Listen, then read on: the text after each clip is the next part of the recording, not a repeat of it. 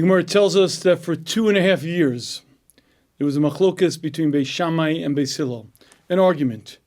Two great yeshivas, two tremendous groups of Talmidei Chachamim, and this was the point they were arguing about. One said, Noach lo la'adam shelo nivra, yoseh mishenivra. It was better for man not to have been created than for him to have been created. The other group said no, the opposite. Noach lo la'adam shenivra. It's better for man to have been created than not have to been created. And this point, Beis Shammai and Beis Hillel debated for 2.5 years. Finally, Nimnu v'Gamru, they voted, and as a group they decided, Noach lo li'adam, it is better for man not to have been created. And that's the Gemara's conclusion. And if you think about this Gemara, it's rather problematic. Number one, it's probably the most depressing concept you could ever hear. Imagine for a moment that you really thought that it was better off. You would have been better off not having been created. I would have to imagine that's a little bit depressing. But far more problematic is the fact that clearly Hashem does not agree. Meaning to say Hashem created man. Now if Hashem thought it was better for man not to have been created, clearly Hashem would not have done it. So how is it possible that both Beis Shammai and Beis Hillel agree? Everyone agrees that it's Noach lo li'adam shelo nivra. It's better for man not to have been created, when clearly their creator doesn't agree with it. So I'd like to see if we could better understand this Gemara and understand, in fact, what concept it shares with us. And to do that, let me focus on something very interesting. The Beis Yosef wrote many Svarim, the Kesef Mishnah, the Beis Yosef. He was the Mechaber of Shulchan Aruch. He is really the pivot in halacha. He became, again, the Shulchan Aruch, and that really is the pivot point of halacha in our normative form and fashion. And while the Beis Yosef was a tremendous posek and tremendous halachic source, there is another sefer that he wrote that he only quotes one time. It's called the Magid Misharim, and this is a sefer that describes when a malach would come to learn with him and the various discussions that they had. Now, this is not quoted in Shulchan Aruch. It's quoted one time because Shulchan Aruch is supposed to be man's limud Torah. The Torah was given to Adam to learn, and it's not up in the upper world. So, in fact, he doesn't bring what the Magid, what this malach taught him in Shulchan Aruch, except one place. But in his Magid Misharim, which is a sefer dedicated to exactly these discussions, what the malach taught him, what he asked, etc., etc. Okay, at a certain point in the sefer, he writes that he asked this question to the malach. What's pshat in this Gemara? The Gemara says, Noach lo adam shelo nivra, it's better for man not to be created. And the malach explains exactly what this means. All of the neshamas, explains the malach, are gathered in what we'll call it sort of a holding pen. Meaning Hashem created every neshama that's supposed to come into the world, Hashem created, and they all wait in this area close to the Kisei HaKavod, close to Hashem's throne of glory. And Hashem sends some neshamas into this world. And the rest of the neshamas that are there see when these neshamas come back, and they're glorious, they're pristine, they're incredibly, powerfully majestic. Now, even though every neshama right there is close to Hashem and enjoys tremendous, tremendous pleasure being in the proximity of Hashem, and even though every neshama there is close to the level of a malach, when it sees these other neshamas that came into this world and came back purified, greater, shining like the sun in midday, every one of them says the words, please, please, let us as well, let us go into the world. However, these neshamas then see some other neshamas that came into the world but didn't come back much improved. They see some neshamas that come back missing limbs, damaged limbs, some limping, some crawling. Some come back looking diminutive, squished and crippled, and some neshamas that don't make it back at all. And when all the neshamas gathered see these damaged neshamas come back, They all say, don't let us into the world, please. It's too risky. It's too dangerous. We want nothing to do with the physical world. And explains the Malach, that's exactly what's going on in this Gemara. You see, from the neshama's perspective, the neshama sees the potential, but sees the potential downside. And when the neshama sees what could happen, it says it's not worth the risk. I don't want to be part of this world. It's too dangerous. Yes, it's true. If I succeed, I can hit the stars. But what if I don't? What if I blow it? What if I don't make it back? And when the neshamas recognize the danger, they say, I want no part of the physical world. Hashem, in His infinite wisdom, understands that it's worth it. For those who succeed, every neshama has the potential to succeed. And for those who succeed, they reach such stellar heights, and it's such perfection that it's worth it. From the neshama's perspective, it's too dangerous. Hashem, in His infinite wisdom, says, it's worth it, and I wish it to be.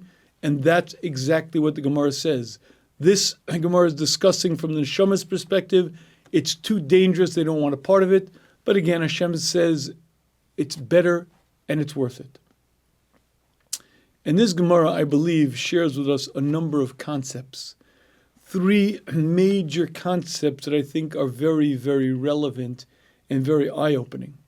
Number 1, the Mesillas Yesharim explains to us in the end of the first parak that by nature, instinctively, every Jew craves a clinging to Hashem. By nature, a Jew has a neshama that desperately clings, desperately wishes to be close to Hashem. The problem is the mechitzos hamafsikos, the mechitzos, the walls that separate. You see, when Hashem took me, the neshama, from under the kisei hakavod, and Hashem put me into this body, it's not just a physical body.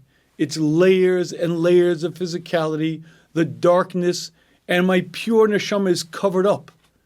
And I'm covered with layers and layers.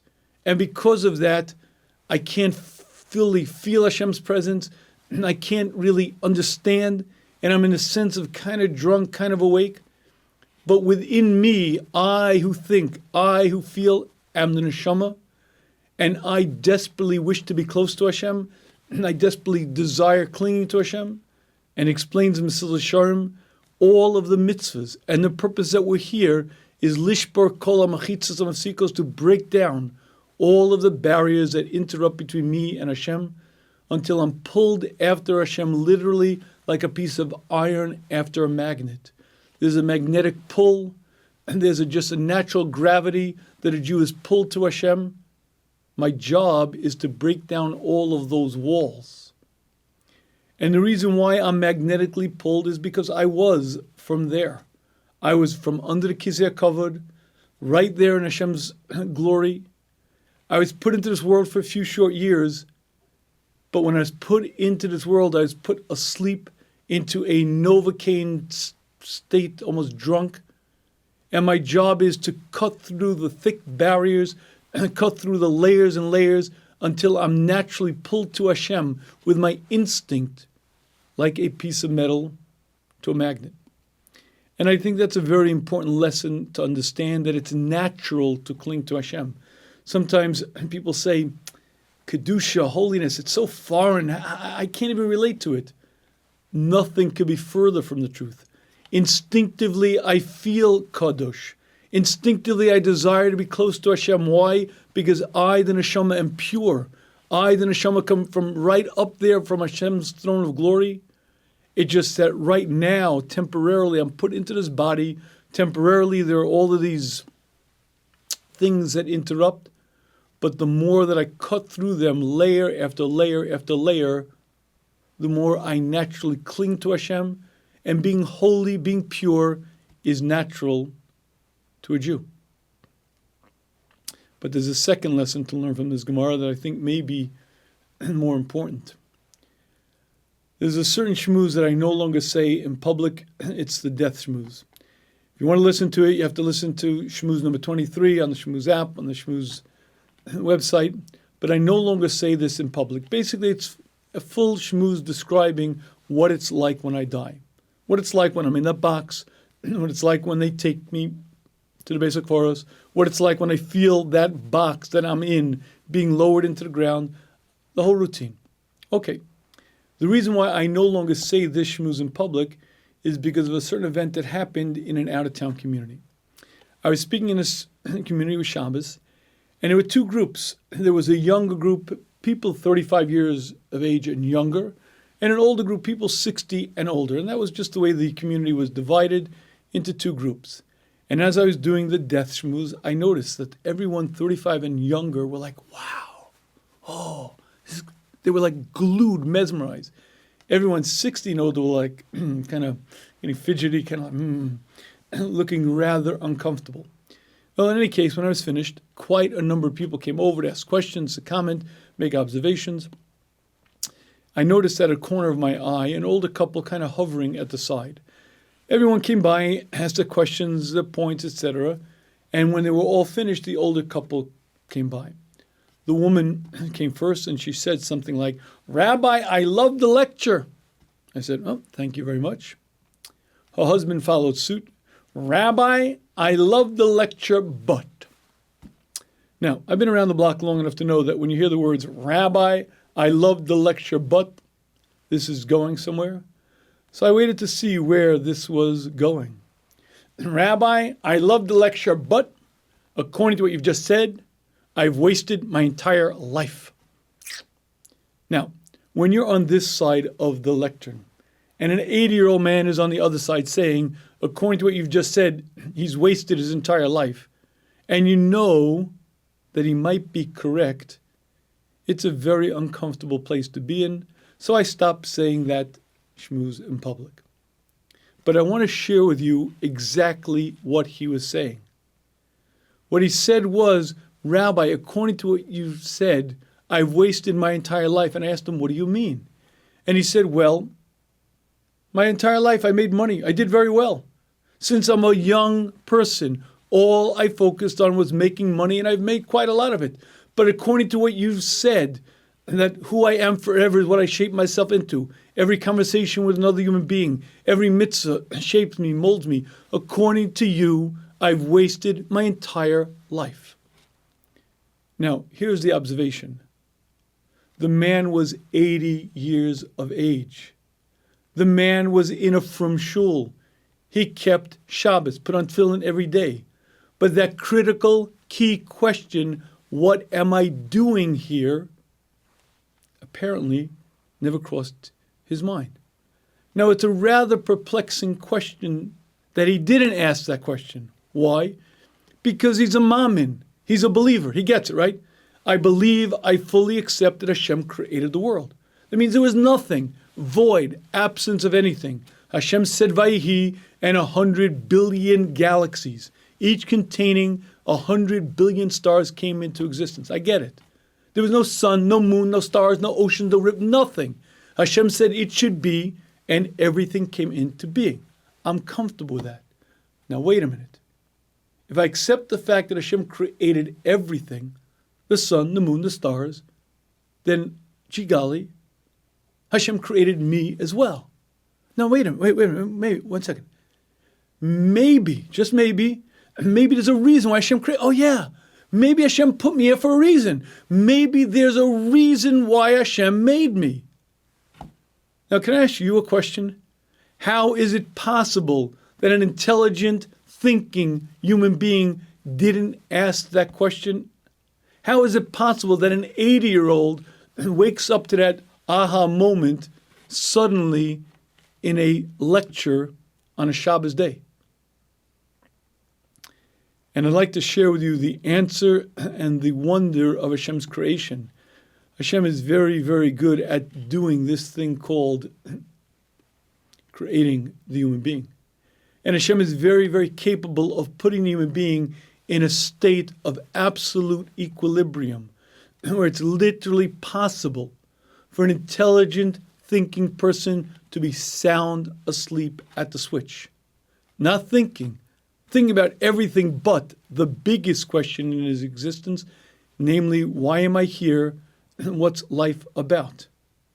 And again, The Chiddush, and one of the great, great novelties of creation, is the fact that Hashem can create us with free will. And free will means I could just as easily reach the stars as just as easily head downward. But that requires the ability to not remember where I'm coming from, not remember why I'm here, and never even be plagued by the question, why? But here's the real point. What if you wake up at 40, at 60, or certainly at 80, and you realize that I would have been better off not being born? What if you realize that you blew it? You were once upon a time a pure neshama. Once upon a time you were up there in a pristine, pure state, close to Hashem. And in that beautiful, beautiful, enjoyable state. And then you were put into this world with the opportunity to become even greater, and to become greater than any creation ever made. To become so great that malachim, angels, look up at you with awe. But you didn't do that. You came into this world and you blew it. You wasted your time, you frittered it away. You basically accomplished nothing. You made some money, then spent that money, made some money, then spent that money, made some more money, and then you died. At that point, you realize that you would have been better off not being born. Could you imagine the pain? Could you imagine the understanding? For eternity, I had this golden opportunity, this immense, unbelievable, that I was really afraid to take. And I really didn't want to do it. But Hashem said, no, it's better. Because you can, and you might well, and you might actually reach the stars. But I was put into this world, and I didn't reach the stars. I blew it. And I would have been better off not being born. I cannot imagine a more painful, more devastating wake-up than that. And that, I believe, is a major point that this Gemara is sharing with us. Because when we understand that the neshamas were up there, every one of us, pure, holy, enjoying the tremendous pleasure of being close to Hashem, and we were put into this world for one reason, to give ourselves an opportunity to be even greater. And Hashem said, I'm going to put you here because if you reach the stars for eternity, it'll be so, so worth it.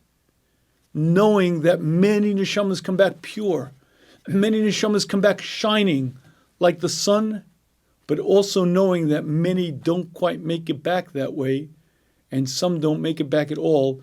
Being aware of that can let me wake up now while there's still time. And this Gemara is not relevant once my time is up. This Gemara is relevant now when I still have a chance to put my life in gear, when I still have a chance to change, to grow, to accomplish, to set real goals and stick to them. If I could wake up to this concept now, my life can be exactly what it's supposed to be. And again, I believe that this is a major concept the Gemara shares with us. Number one, understanding that I, the neshama, naturally, instinctively, of course, want to be close to Hashem. It's simple. It's the most natural craving that a neshama has. My problem is these heavy layers of physicality, and I have to cut through them layer after layer. That's what every mitzvah does. That's what learning Torah does. That's what chesed does. That's what tzedakah does. Learning to become kadosh. Not that it's foreign to me. Not that being holy is something outside of me. But the problem is I have these outside blockages, and I have to cut through them. And by doing that, I cut through them layer after layer after layer. And number two, realizing that many neshamas make it back tremendously purified, and some don't. And realizing that if a person doesn't, then they would have been better off not being born. And again, I think it's a tremendous concept. But I believe there's a third concept that we can learn from this Gemara, and it's a perspective on life. The Chassam Sofer, in his introduction to Yeridea, in Pesuchei Chosem, explains something very, very, very deep. He says, the Rambam wrote a letter to his son, Rebbe Avram, And in the letter, he wrote a line that sounds something like this: "Praise be he who completes his years quickly without troubles to his soul." And the Chassam Sofer makes an observation. It's almost like the Rambam saying, if you finish your job here and you leave young, it's great. Praise be he who completes his years quickly. And explains the Chassam Sofer that's exactly correct. He says there's no set amount of time that it takes to reach your level of perfection. And if a person were to do everything that they know to be right from a young age, they would reach their level of perfection in not that long a time. And as a matter of fact, he explains, why is it that it takes 60 years, 70 years, 80 years? Because we take one step forward, then 2 steps back, 2 steps forward, then 1 step back. And we do so many things that are counterproductive that we end up spinning our wheels, and it takes years and years and years. Explains the Chassam Sofer, if in the moment I came to das, understanding, if I would just do that which I knew was right, I would grow, I would accomplish. It wouldn't take that long to reach perfection. And even more than that, explains Chassam Sofer. If you see a person who's known to be a tzaddik, and you see that they're 60, 70, 80 years of age, you should ask a question. That question is, what's he still doing here? Why is he still here? Meaning it doesn't take that long. Why is he still here? And explains the Chassam Sofer, the answer is he's no longer here for him. He reached his level of perfection long ago. He's here for his Talmidim. He's here for his family. He's here for others. And it's also a schus for him to stay longer because that benefits him. But the point is his level of perfection he reached long ago. And I believe that this concept is profound. Because there are many times when you hear about someone who's great, who dies at a young age, and people come up with all kinds of theories. Oy vey, the midas hadin. It must be a kapara for the generation. It must be who knows what wickedness we're involved in, and he saved us from it. Now, it could be true, and it could be a lot simpler. It could simply be the fact that this person finished their job. It could well be that at 35 or 38 or 40 or 48, he finished his job. The Ramah lived to 33 years of age. The Ramah. It's hard to imagine his greatness. At 33 years of age, he was done. The Ramchal, the author of the Mussar Sharm, one of the greatest influences in the past 500 years, maybe 1,000 years, lived to 39. It doesn't take that long. And when you read about someone or hear about someone who leaves this earth at a young age, and you know that they really, it doesn't make sense, a tzaddik, why him? The answer may well be that he was done his job, and he no longer had to be here. As the Rambam says, praise be he who completes his years quickly without troubles to his soul. And I believe what this Chassam Sofer is sharing with us, and it's something that this Gemara really amplifies, is this single concept. We're here for a few short years on a mission with an exact plan. But the purpose is extremely well defined. It's defined vis-a-vis how much of me I became. And the question that they ask me when I'm done here is one simple question. How much of my potential did I reach? Not who am I compared to you, not who am I compared to tzaddikim who lived hundreds of years ago. Who am I compared to what I could have been, 80%, 60%, 40%? But the point is, it's a world with a purpose. I'm put here to grow, to accomplish, to change the essence of me. It doesn't take that long. And if you wake up and start changing and growing, you reach level after level after level. Sometimes people say to me, well, Rabbi, I don't know if I want to be such a tzaddik because I want to live a long time. If you ask the question, don't worry about it. You're not going so quick. Because if you really were on that level, you'd quickly realize this world is passing and fleeting, and you wouldn't be that attached to it. So don't worry about it. But the point is that we're here for a purpose, here for mission, and what this Gemara shares with us is a fundamental principle And that principle is that this world is a great opportunity, a tremendous opportunity. It doesn't have to last that long, but not everyone who comes into this world is better off for having had been here. It's true that for some, maybe many, it's tremendous, and for eternity, forever, they'll be what they shaped themselves into. But again, it's not everyone, but the chance, the opportunity is in your hands. You can change, you can grow. If you wake up not at 80, but if you wake up at 30 or 40 or 50, and certainly if you wake up at a younger age, and then you say to yourself, I get it. Hashem created the world, and that means Hashem created me as well. Well, gee golly, what does Hashem want from me? And you begin learning, and you begin following the Torah, and you begin becoming a greater person. You begin understanding one key principle. Hashem wants the best for me. Hashem wants me to grow. Hashem doesn't expect unnatural things from me. Hashem doesn't expect me to be that which I can't be. Hashem expects me to fight that fight, to grow, to accomplish, to grab hold of every mitzvah I can, and to grab hold of the Torah and really use it as what it's supposed to be, the guidebook for growth, for accomplishment. And when a person does that, Hashem helps, they grow, and they reach greatness. But the main thing is to keep the main thing the main thing. You see, our problem is we forget the main thing. We're here for a purpose. We're here on a mission. And that is the main thing that I have to keep in front of my eyes always. You see, by nature, we're so easily swept away. We're so easily dazzled by the tinsel and the glitter and wow, the amazing world we're in.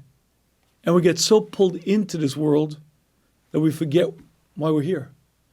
And if there's one lesson to learn from the first parak of the Mussar Sharm, it's one single concept, and that is the main thing is to remember this point. I'm here for a few short years. I'm here for a purpose. And it's such a difficult concept that becomes probably the major part of our avodah. And I believe that expression is accurate. The main thing is to keep the main thing, and because it's so easy for it to slip away. And you constantly need chizuk. You constantly need to revisit it. You constantly need to think about it and dwell on it and come back to it. And you have to come back to the first parak of the Mussar Sharm again and again. And you have to discuss it and think about it. And you have to go to funerals and you have to go to the cemeteries and you have to do taharas and do the things that wake us up. And even listen to the death shmuz. And the more you do this, the more you remember, the more you see it, and the more you're able to actually accomplish that which you're here for. If a person does, Ashrayim, they grow, they accomplish. If not, it could well be that a person leaves this earth and says the words, I would have been better off not born. And while Hashem is the ultimate meitiv and only wants our success and only wants what's good, at the end of the day, it's up to us. Hashem put us in this challenge, put us in this very, very difficult situation. And the great problem is that it's so hard to keep it ever in front of my mind's eye. And for that reason, it requires constant focus, constant attention.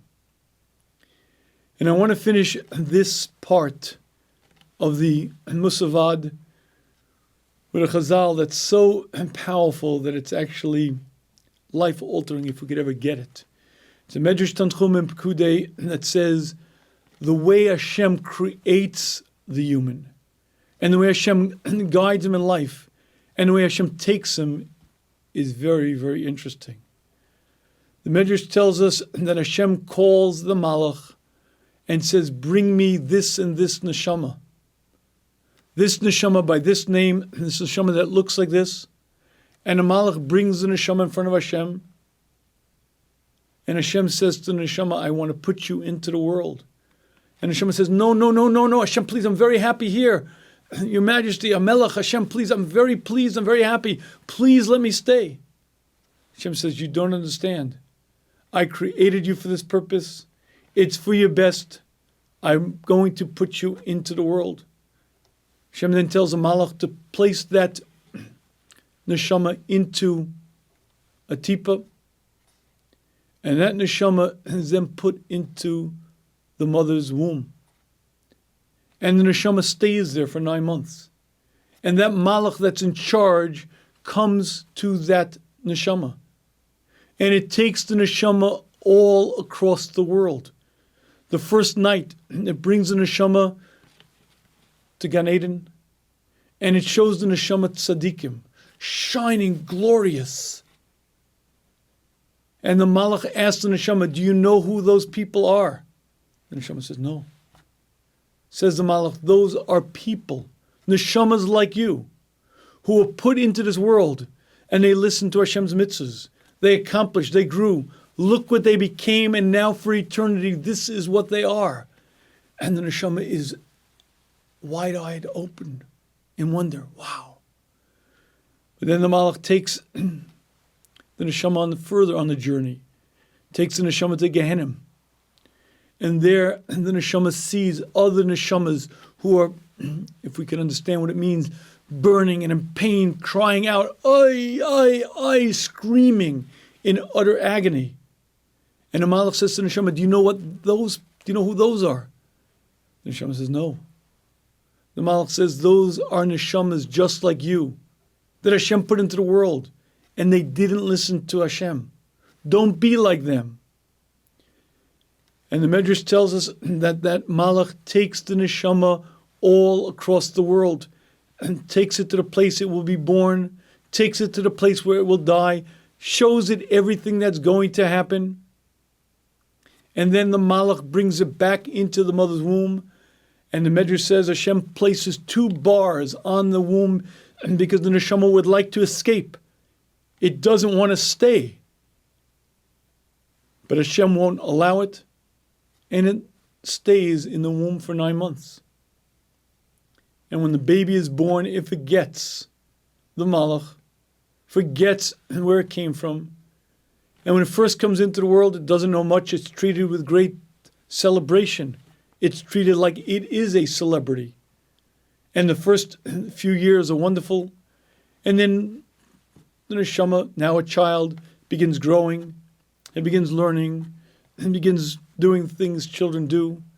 Maybe he goes to school, and then he gets a little older. Eventually he gets married, and eventually he has to begin working very hard. He has to earn a living. He has to take care of his family, and he works and he works and he works and he works. And eventually he gets older and older, and he reaches a certain age where life is no longer enjoyable. He reaches a certain age when he's decrepit and he's aged, and everything aches and everything hurts. And he reaches a little bit older when his mind leaves him, and his ability to speak clearly isn't always there. And even his own family look at him as a poor nebuch. Look at the poor old man. And his grandchildren, maybe politely but kind of under their breath, mock him. Oh, the old man. And he reaches a certain point where he has no pleasure from this world. His body is broken. His mind no longer functions. He's now in a state of utter despair. He can't help himself. He certainly can't help others. And everything is a burden to him, and he is a burden to others. And he gets a little older still, and life becomes worse. And finally, when it's really, really bad, the malach comes again. And the malach says, do you recognize me? And the neshama says, yes, I recognize you. What are you doing here? And the malach says, against your will, you were formed. Against your will, you were born. Against your will, you will die. And against your will, you'll stand in front of Hashem for judgment. And says the Medrash, at that moment, the old man lets out a scream, a cry that goes from one end of the earth to the other. Human ears can't hear it, but it's the neshama, the person screaming out with all of his strength, no, no, don't take me, leave me, leave me, leave me. It's enough you took me and put me here. It's enough you forced me to be here. Don't take me back. But the neshama has no choice. And the Malach says, against your will you were created, against your will you were born, against your will you will die. And the neshama is taken out of his body and stands in front of Hashem. And I have one very key observation about this medrash. The man at that stage is old, he's decrepit, his body is broken. What's he crying for? Life can't have any enjoyment anymore anyway. And now when the Malach comes for him, why is he crying? He's finally at a stage where life is really, really rough. There's nothing left. His mind doesn't work, his body doesn't work. Everyone mocks him and makes fun of him. He's no longer anything or anyone. Why is he crying then? And why does he let out a cry that goes from one end of the earth to the other? And I believe the answer is because at that moment, it all becomes clear. You see, he knew it all along, but it was submerged and pushed down. And it was always a part of him, but it was a part of him that he could deny. And it was a part of him that he could keep under wraps. But that single reality, that I'm alive to accomplish, to grow. Every minute is a chance to change myself, to become a different human being, to become for eternity what I could be. Every minute is golden. That reality hits him then like a thunderbolt. Because at that moment, as he's about to leave his body, the body no longer has the hold on him. And the layers and layers of physicality are no longer blinding him. And in that moment of clarity, he gets it. Up until that moment, he didn't have it fully. It was always there, but it was submerged under layers and layers. At that moment, he gets it. The secret to life is not to wake up at that moment. The secret to life is waking up now. And waking up to the single reality. Hashem is generous, magnanimous. Hashem created the whole world for one purpose, to give to us. But the ultimate benefit to man is to allow man to earn his reward, not to be one who's just given and given. But Hashem is the ultimate mativ, the ultimate giver, and wants man to have the opportunity to earn it so that it's his forever, not a gift that he has to be embarrassed about, but something that he actually earned and he can enjoy. And for that reason, and for that reason only, Hashem created the whole world. The sun, the moon, the stars, and everything my eye sees. And Hashem put us into this world. And this opportunity is the most golden opportunity in existence, but it's also dangerous. As an neshama, when I was there, I didn't want a part of it. And when I leave this earth, I'll look back with very different eyes. But it is the most incredible opportunity to grow, to change. The secret of life is to wake up to life. The secret of life is to ask myself, what am I doing here? To constantly focus on, why does Hashem create me? What's life about? What am I doing on this planet? What's the purpose of my existence? And the more a person focuses on that, the more they realize the golden opportunity of every second, the more they realize the opportunity right there to grow, to accomplish, the more beautiful their life is, because their life has fundamental, real, deep meaning. And clearly, the more they become the person that they were destined to be. May Hashem grant us the wisdom, the capacity, and ability to get this and to put it into practice.